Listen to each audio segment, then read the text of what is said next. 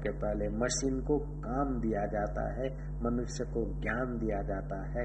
व्यवहार के पहले अगर गीता का ज्ञान मिल जाए और फिर व्यवहार में लगे तो बेड़ा पार हो जाता है। अर्जुन को गीता का ज्ञान मिला और बाद में युद्ध में लगा है, तो युद्ध जैसे घोर कर्म में भी अर्जुन सफल हुआ है और आदरणीय हो गया। नहीं तो जो युद्ध करे, लड़ाई करे, अपने कुटुंबियों को, बड़ों बड़ों को जिनकी गोद में खेला है, जिनसे सीखा है, पढ़ा है, उनकी हत्या करनी पड़ती है। लेकिन अर्जुन विवश है, धर्म युद्ध करना पड़ता है, फल आसक्ति नहीं है। त्यक्त्वा कर्म फल को छोड़ दिया है, जो होगा। निष्काम भाव से युद्ध, निष्काम भाव से जब युद्ध हो सकता है तो निष्काम भाव से तुम्हारी नौकरी क्यों नहीं हो सकती कि बाबा जी नौकरी करेंगे तो पगार तो लेंगे। पगार तो जरूर लो, लेकिन ये पगार लेकर मेरे को मजा नहीं लेना है। पगार लेकर ये जो मेरे इर्द गिर्द भगवान ने जवाबदारी सौंपी उसको निभाना। जिनको खिलाना है वो बड़े होकर मेरे को खिलाए, जिनको पोषना है वो मेरे को पोषे, इस स्वार्थ से नहीं। और कभी कभी पड़ोसी का बच्चा अपने बच्चे से जरा ज्यादा जरूरतमंद है तो वहां भी हाथ चला जाएगा सेवा के लिए। हृदय में जो आनंद आएगा, शांति आएगी, वो कुटुंबियों के मोह माया से आक्रांत जीवन से वो आनंद नहीं आएगा जितना हृदय विशाल करके आनंद पा सकोगे। जितना जितना व्यवहार में स्वार्थ त्याग होगा, हृदय की विशालता होगी, उतना उतना अंतःकरण शुद्ध होगा और परमात्मा रस से पूर्ण होने लगेगा।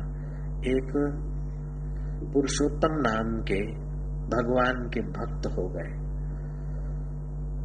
हकीकत में वो पुरुषोत्तम दास जी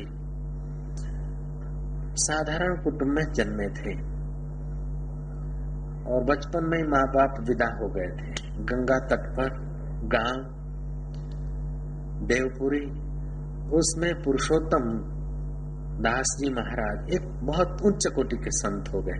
उनका बाल्यकाल तो महाराज ऐसा गुजरा कि थोड़े 3-4 वर्ष की उम्र में पिता चले गए, 6ठे वर्ष में माँ चले गई।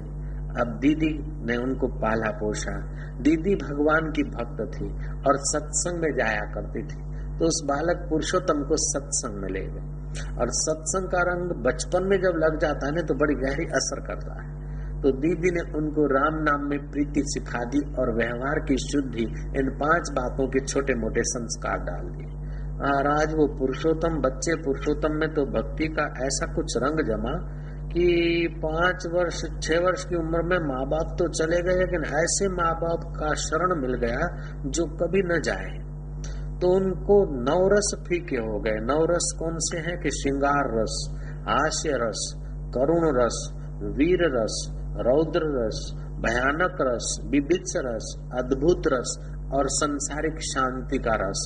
ये सारे 9 के 9 रस उनके लिए फीके हो गए। षड्रस 9 रस दोनों फीके हो गए। षड्रस कौन से होते हैं कि कटु, तीक्ष्ण, मधुर, काषाय, अम्ल और लवण, इस प्रकार के 9 और 6 15 के 15 जगत के रस फीके हो गए।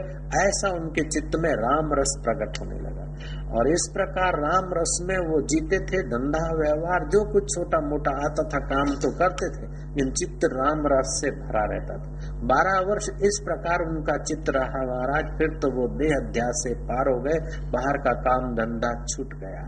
जो आत्म तृप्त होते हैं तस्य कार्यम न विद्यते। आत्मरति रेवच, जिसको आत्मरति होती है, आत्मप्रीति होती है, उसके लिए फिर संसार का कार्य कर संसार का बोझा अपने आप छूट जाता है। ऐसे ही उस संत के जीवन में संसार जीवन जीने वाले पुरुषोत्तम दास महाराज हो गए। वो दीदी के संग से गंगा तट पर उस गांव में लोगों को जब पता चला कि इनका मधुर व्यवहार और उनका सानिध्य से इतना सुख शांति मिलता है, तो लोग धीरे धीरे उनके पास कथा श्रवण को आते थे। रामायण लेकर कभी बैठ गए, कभी कोई संत महापुरुष का पुस्तक लेकर बैठ गए। तो पुस्तक या ग्रंथ तो होता था धार्मिक, लेकिन धर्म अंदर से प्रकट होता था। धर्म अंदर से जब प्रकट होता है ना तो उसमें बड़ी मधुरता होती है। धर्म क्या है कि जिससे अपना और दूसरे का इस लोक और परलोक में श्रेय हो, वही धर्म है। अपना और दूसरों का इस लोक और परलोक में कल्याण हो, वह धर्म है। ऐसा धर्म आचरण पुरुषोत्तम दास के व्यवहार में और वाणी में था। धीरे धीरे लोग उनके 5-25 से 50, 100, 200 ऐसे बढ़ते गए। देर सबेर वो पुरुषोत्तम दास महाराज एक संत के नाम से सुप्रसिद्ध हुए। पुरुषोत्तम दास महाराज 5 वर्ष तक लोक संपर्क में रहे और फिर अंत में देखा कि ये प्राण पखेरु उड़ने वाले। उस समय उन्होंने प्राणायाम करके परमात्मा ध्यान किया और उनकी तालु में से प्राण पखेरु ईश्वर तत्व में समा गए। उनका नश्वर शरीर संसार में जैसे विधि होती ऐसे हो गया और शाश्वत उनका अंतभाग शरीर परमात्मा में मिल गया। कहने का तात्पर्य है कि जिसके जीवन में ये 5 बातें आ जाती है अथवा जिसके जीवन में भगवत रस आने लगता है तो ये 5 बातें अपने आप उनके व्यवहार से टपकने लगती है। वो आदमी संसार का व्यवहार करते हुए भी परम पद को पा लेता है। उत्तम मनुष्य वह है कि उत्तम व्यवहार और उत्तम विचार और उत्तम संग करके जीवन का निर्वाह करते हैं। उत्तम मनुष्यों का काम है कि कोई काम करते हैं तो आगे पीछे विचार करके हाथ में लेते हैं और फिर प्राण जाए लेकिन उस कर्म को छोड़ते नहीं जब तक उस कर्म में पूर्णता न आए। मध्यम आदमी ऐसे होते कि अच्छा काम लेते तो हैं, थोड़ा विघ्न आ जाए तो ध्यान भजन छोड़ दिया, थोड़ा कुछ प्रॉब्लम आए तो सत्संग वत्संग छोड़ दिया। और कनिष्ठ अधम आदमी ऐसे होते कि अच्छे काम के तरफ चलते ही नहीं और चलते हैं तो दिखावे भर को चलते हैं। तो अधम आदमी इस रास्ते चलता नहीं, चलता है तो दिखावे भर का। मध्यम आदमी चलता है और विघ्न आता है तो भाग खड़ा होता है, लेकिन उत्तम आदमी 1000 विघ्न आ जाए फिर भी नहीं छोड़ता और अंत तो गत्वा उत्तम पद को पा लेता है। उत्तम में उत्तम पद है शाश्वत शांति, नैष्ठिकम शांति। तो तुम जो कुछ करो तो काम करने के पहले आराम होता है, काम करने के बाद भी आराम होता है। तो काम ऐसा करो कि तुम्हारे चित्त में राम का आराम प्रकट होने लग जाए। चित्त को जांचो, अपने चित्त में अशांति तो नहीं आ रही है, भय तो नहीं आ रहा है, क्रोध तो नहीं आ रहा है। और जब क्रोध भय अशांति आए तो देख लेना कहीं न कहीं गड़बड़ है, कहीं न कहीं स्वार्थ है। हरि कथा मीठी नहीं लगती, सत्संग मीठा नहीं लगता है तो कहीं न कहीं स्वार्थ खटपट कर रहा है, कहीं न कहीं पुण्यों की कमी है, इसलिए कूदाकूद करा रहे।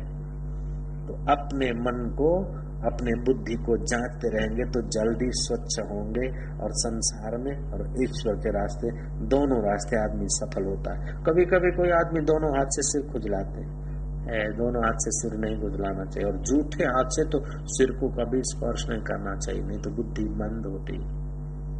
झूठे हाथ से बच्चे भी सिर को हाथ में लगाएं, ऐसी सीख देनी चाहिए उनको। नारायण नारायण नारायण नारायण।